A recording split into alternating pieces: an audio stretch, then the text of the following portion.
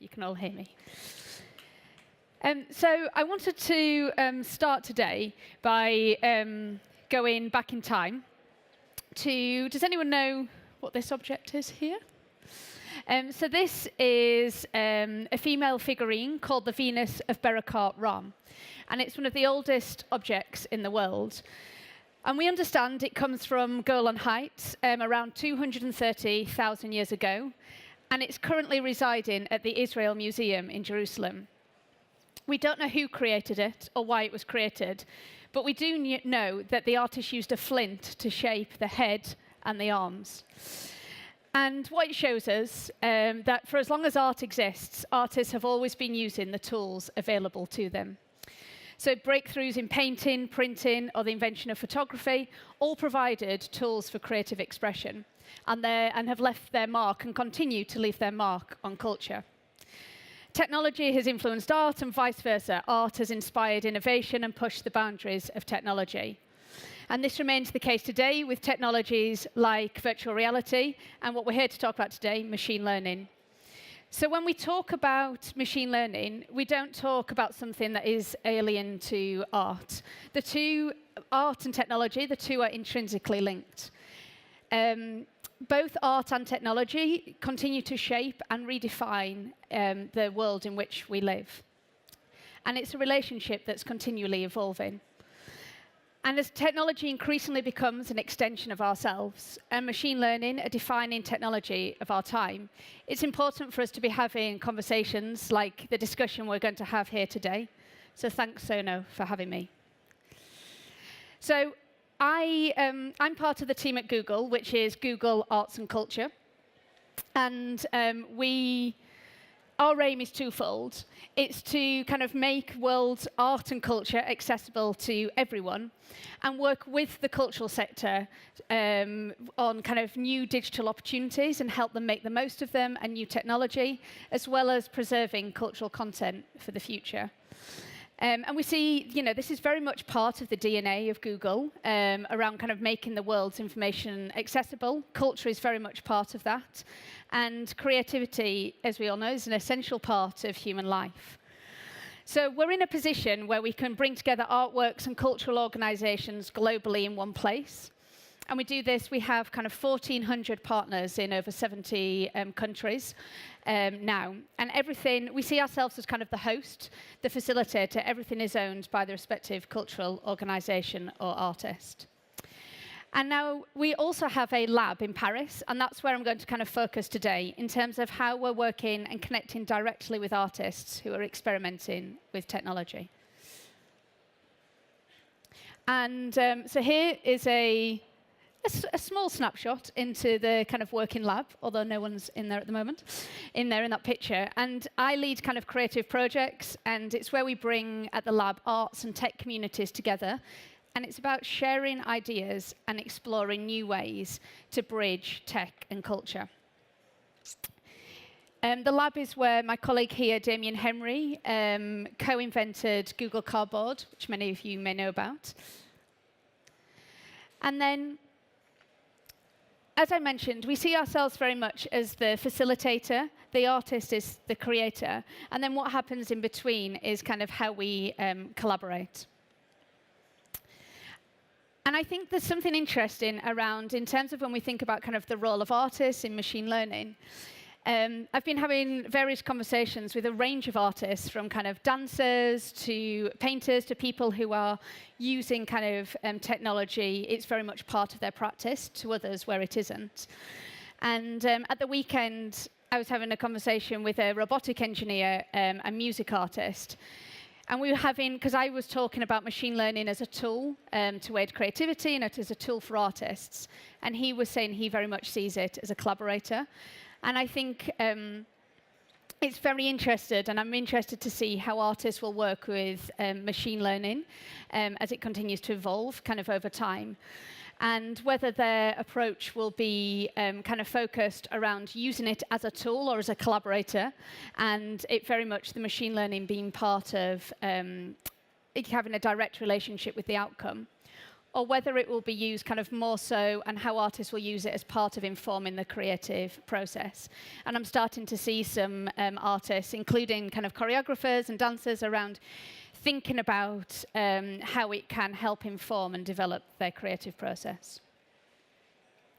So I'm just going to give 2 quick examples of how we've been kind of working and exploring kind of machine learning at the lab. One is very much kind of about facilitating conversation. Last November, we brought together about 75 artists, engineers, curators, and scientists and architects together at the lab to have a conversation about kind of and explore the application and the implication of machine learning within a cultural sector. And we did this in partnership with some of the machine learning teams at Google, who you'll be hearing from later today, such as AMI and Magenta. And we really wanted to kind of start this conversation with the cultural sector to explore what smart computer systems can do in the hands of artists and creators, and how they can help people connect with culture in a new way.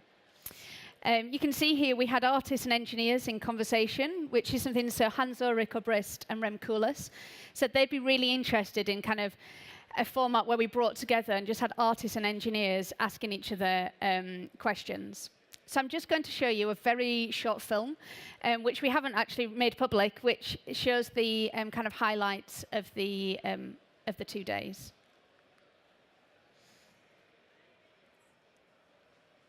I feel like most of the scientific questions, for example, that have very simple equations have been solved.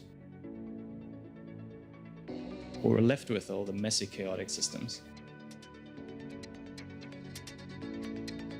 Machine learning is about understanding categories from data. Like, what is creativity? How do you generate something novel or new? And it feels to me the boundaries between our disciplines need to become more intelligently permeable. Thinking about the role machine learning plays in the arts, we're always working with a moving target. I've been trying to create things that look interesting, or maybe art, with the help of computers. Every artwork that has ever been created by humans is also related to any other artwork. And so I proposed this project called X Degrees of Separation. So let's take those 6 images. In a few seconds, we're able naturally to realize that there is a horse in all of these artworks. Thanks to machine learning, this is something that computers can do now. Using an algorithm available here at Google, we were able to find horses amongst 2,000 artworks. We questioned ourselves on how we could bring a form of artificial intelligence inside the museum by comparing the 24/7 flow of news images that surround us with artworks from the Tate Britain collection. How do you explain a hurricane to an algorithm? What does that data look like? And what does it feel like? What I've been really obsessed with for the past year is this concept of what I call missing data sets. And the example that I usually use when I'm in the United States that's really salient is civilians killed by police. Magenta is an open source project. At some level, this project is about using deep learning to tell stories. And I create interactive installations, so I basically try to hack people's brain with storytelling and technology. The idea of using these systems to be able to get us into a different state of consciousness or being could be very interesting. So the things I'd like to do and do make on the cultural organisation is how to use machine learning practically to solve the problems of visitors. Museums really are about wandering randomly from one place to another. No one really providing a kind of hierarchy of meaning on things. Machine learning has an opportunity to show the connections and disconnections between those things. We need to think of these weird machine intelligences that we're building as attempts to help us deal with vast, complex systems that allow us to approach the world not as some data problem to be solved, but as an experience to be lived. We need the societal change to happen, and the acceleration of technological process makes this ever so more urgent. We think that there is some kind of better answer out there if we can only feed better numbers into the machine. But I think the main social dangers at the moment do not arise from artificial intelligence, but from artificial stupidity. The special thing that we started at Google 3 years ago was working on machine learning on devices. And that requires that we really develop the technologies of machine learning.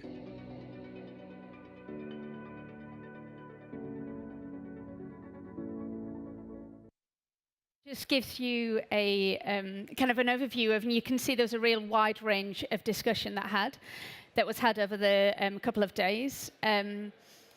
A big question that arose from the summit was kind of, what does the increased use and kind of our reliance on technology do to us as human beings, and how does it affect how we think about and our place in the world?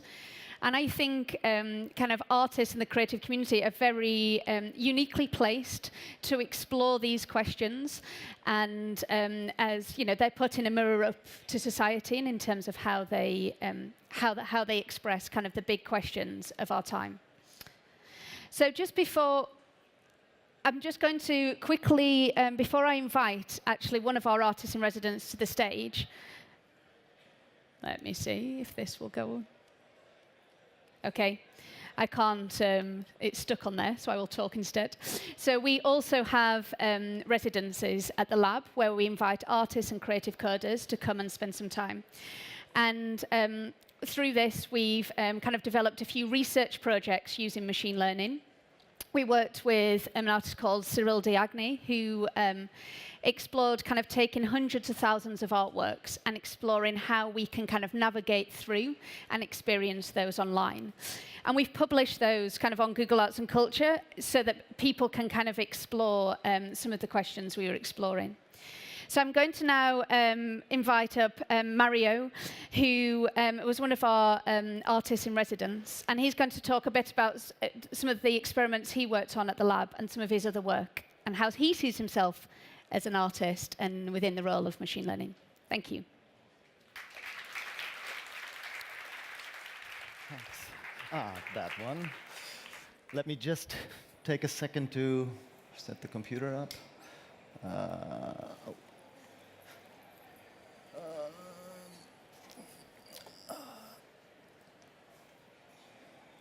All right.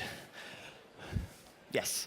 So yes, my name is Mario Klingemann, and I'm kind of spontaneous here because I happen to have something else going on. I'll tell about you later. And yes, I've been pondering the questions whether machines can be creative for quite a long time. I started doing generative art 20 years ago, but in the last 3 years, as we heard, it has become much more interesting through the advent of deep learning. And my ultimate goal is, in a way, to make myself redundant. So I really try to create machines that are autonomously creating interesting, beautiful, or novel visuals, videos, stories. But, well, I'm not there yet. And you could say, like, OK, well, but it's you who creates these machines, who trains these machines. So it's not actually the machine that is creative. And for those people, I made this little piece, which is like, Peter sees the computer, but the machine only creates what humans have taught it to. So do you. Because in the end, that's kind of the theory. Like, we also just learn from other human beings. So in a way, I see the machine almost like well, maybe at the moment as like a puppy that I train, but maybe later like a little child. And I don't see it as cheating if I give the machine all the knowledge that is already in the world, and then it tries to make its own conclusions from that and starts creating, hopefully, new things. So I quickly go into kind of deep learning in 2 seconds, because that is kind of the magic that we are using right now, or it's not actually magic, because actually machine learning was made for turning cats into data.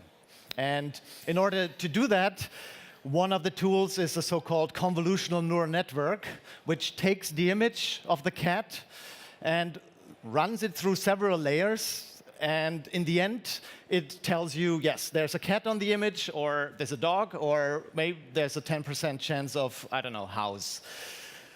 The various layers in this network have various functions. It starts with some superficial things where it looks at structures, textures.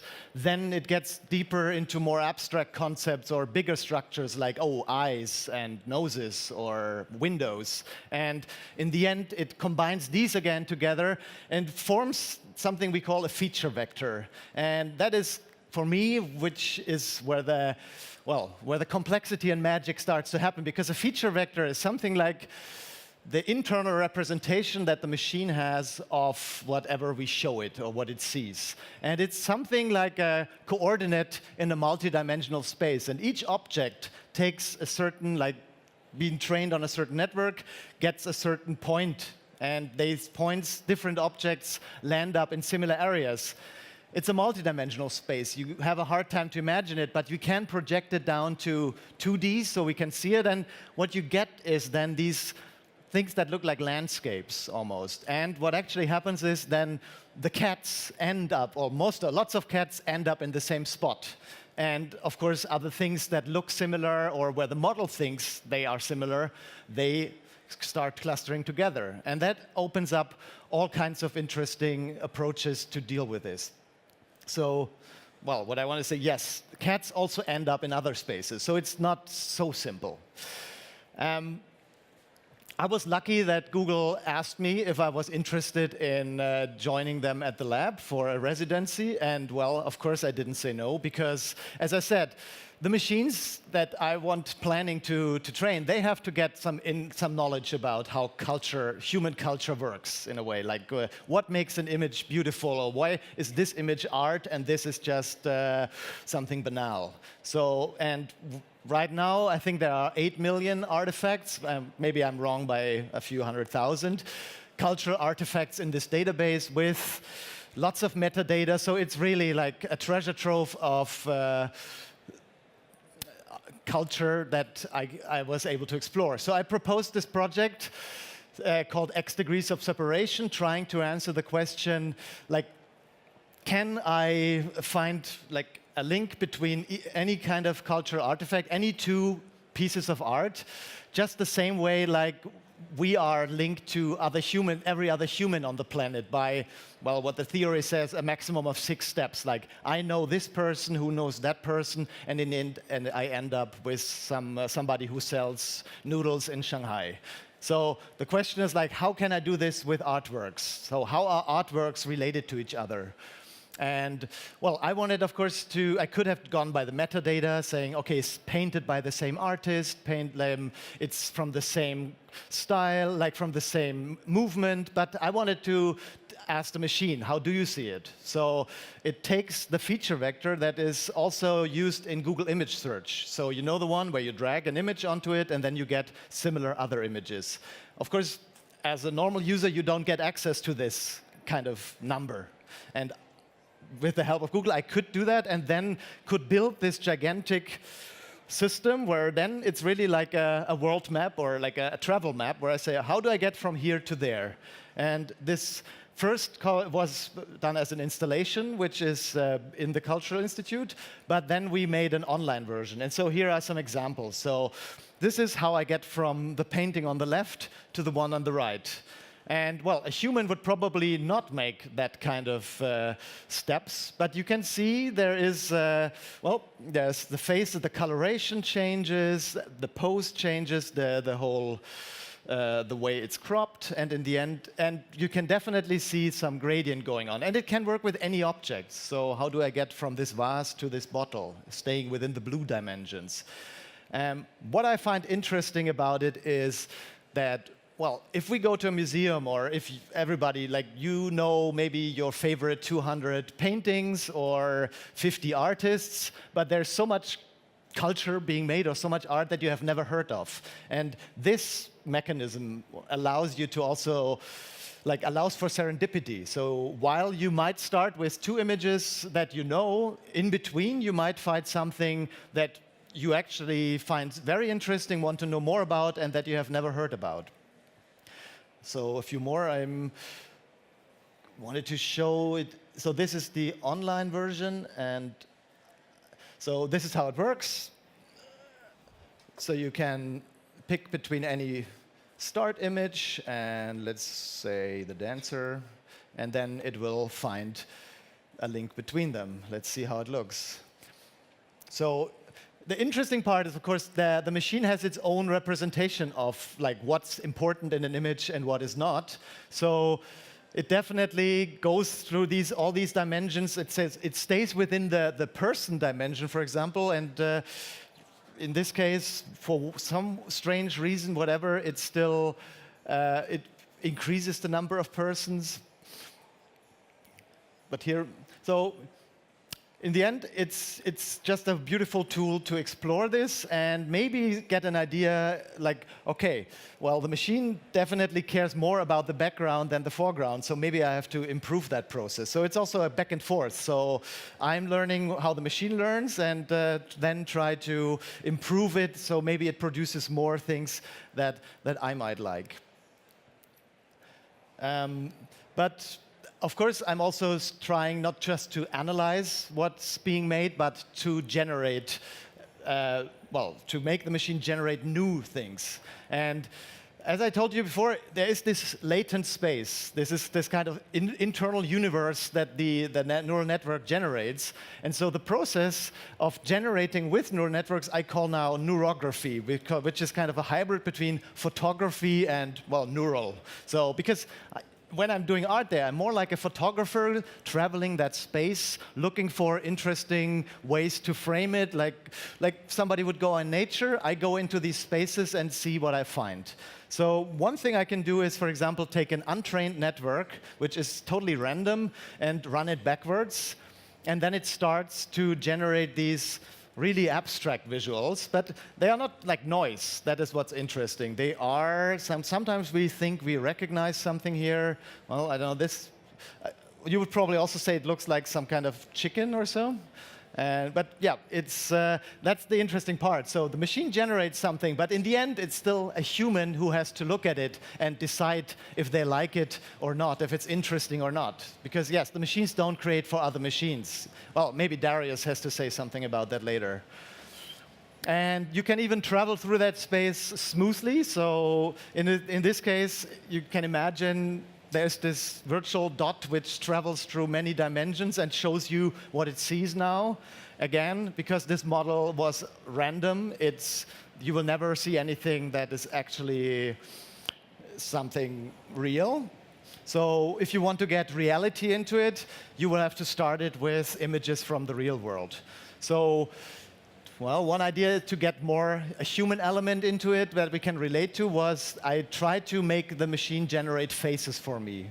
And I'm using this approach called pix-to-pix, where I can give it the left image, which is just a sketch of an image, like using face markers. And on the right, I had trained it on old sketches, on old engravings. And by training it with a lot of these pairs, it learns how to generate, well, the right face from the left. So, and then of course, I can just start moving around that left face, change the expression, and it will generate me faces for this. But because I only trained it on female portraits from, I don't know, the Victorian age, it will never produce something else. It will only produce something in that space. And but you can also train it on, of course, more common material, then you get this. And of course, then you can have your sock puppet and just make it speak. Or if you want to go, even like if you want more realism, then you can train it very long time, and then it will start generating actually faces that, if you look from afar, might look like a real photo. And then, of course, you feed it through another model, and then you can abstract it again. And this is a technique called style transfer, where I pick another photo where I like the style, and then I feed in my face, and it outputs me another face.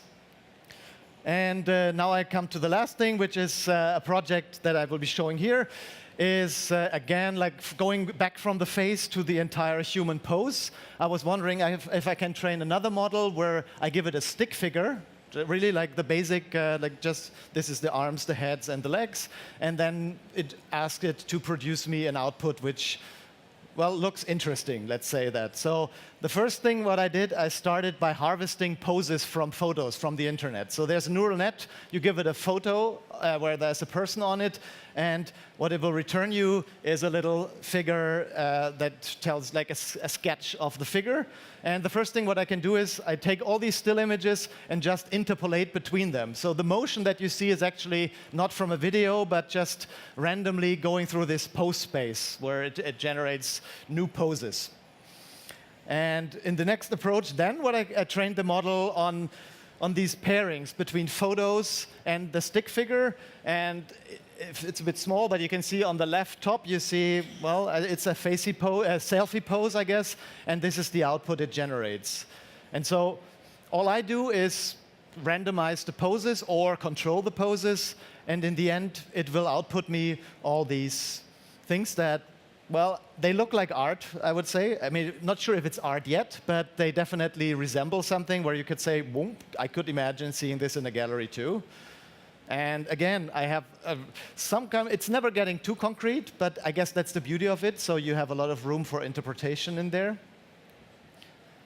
And creepiness is waiting on each corner. Well, the problem is humans are experts in humans. So anything that's a little bit off the norm, okay, this is a lot off the norm, will immediately get you into the uncanny valley. So that is actually one of the big tasks to escape that, because it has a lot of attraction. So it always wants you. They are not that perfect yet.